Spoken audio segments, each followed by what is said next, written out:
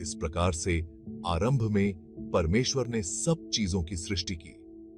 उसने 6 दिनों में संसार की और जो कुछ उसमें है उन सब की सृष्टि की। परमेश्वर द्वारा पृथ्वी की रचना के बाद वह अंधकारमय और खाली थी, क्योंकि अभी तक परमेश्वर ने उसमें किसी भी चीज को नहीं बनाया था।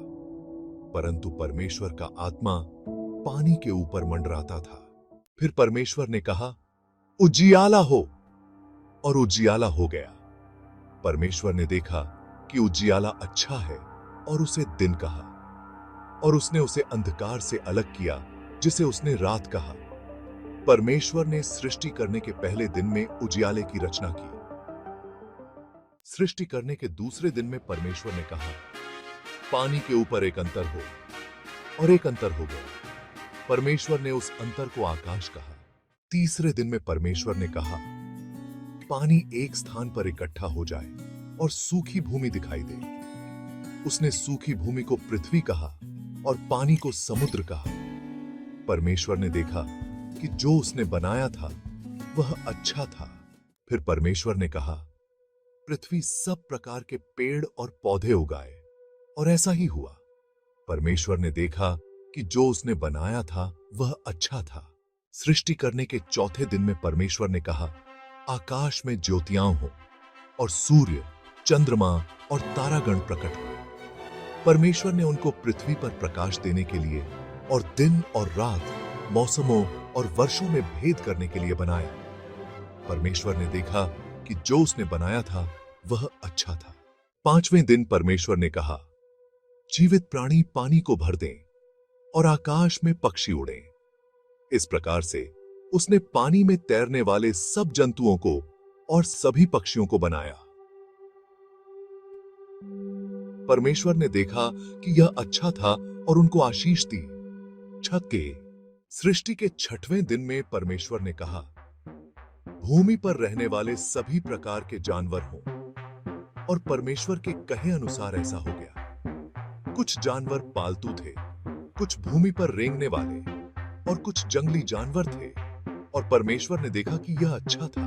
फिर परमेश्वर ने कहा, आओ हम मनुष्य को अपने स्वरूप में और अपनी समानता में बनाएं। वे पृथ्वी पर और सब जानवरों पर प्रभुता करेंगे।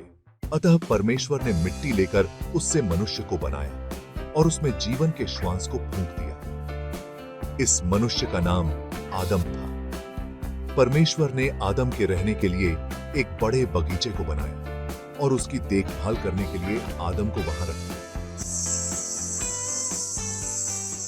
उस बगीचे के मध्य में परमेश्वर ने 2 विशेष पेड़ लगाए, जीवन का पेड़ और भले और बुरे के ज्ञान का पेड़। परमेश्वर ने आदम से कहा कि वह उस बगीचे के जीवन के पेड़ और भले और बुरे के ज्ञान के पेड़ को छोड़कर अन्य किसी भी पेड़ के फल को खा सकता है।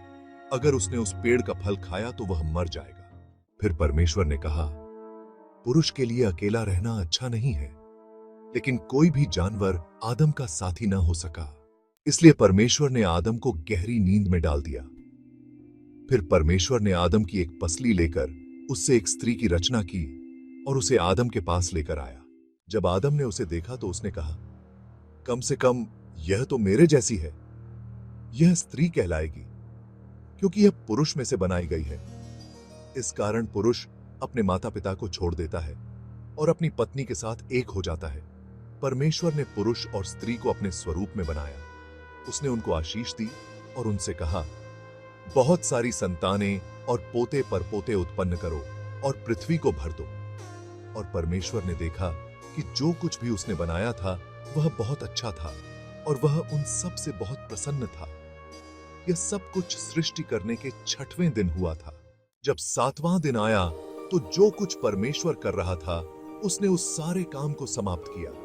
उसने 7वें दिन को आशीष दी और उसे पवित्र ठहराया, क्योंकि उस दिन उसने सब चीजों की सृष्टि करने को समाप्त किया था। इस प्रकार से परमेश्वर ने संसार की और जो कुछ उसमें है उन सब की सृष्टि की।